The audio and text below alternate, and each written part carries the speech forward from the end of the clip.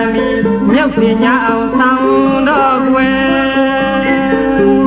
အဲ့ဒီပြီးပုံတွင်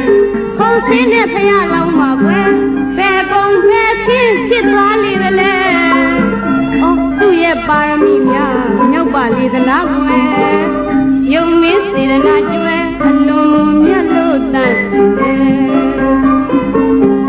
ရဲရဲတောင်ဘူလောင်ပြင်းမိဘုံတွင်ခုံးစင်းရှာလေအလောင်းတော်ယုံမင်းရဲ့ပါရမီရင်ကြောင့်ကွယ်တီရာရီတမျှလိုသူရှိန်အေးဘေးမခနေ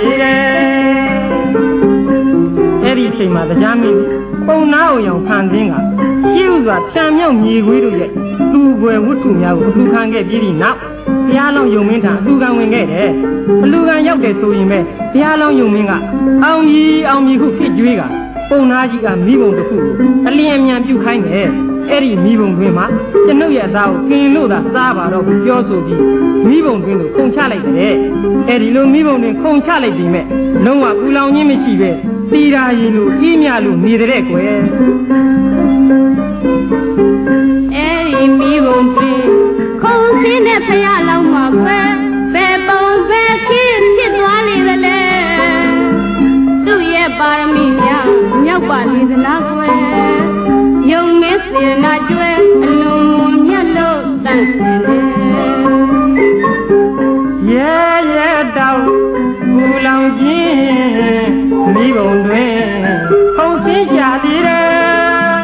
အလောင်းတော်ယုံမင်းရဲ့ပါရမီရင်ကြောင့်ကွယ်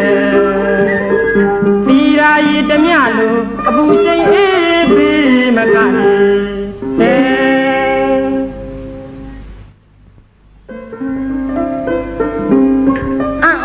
ထိုအချင်းအရာများ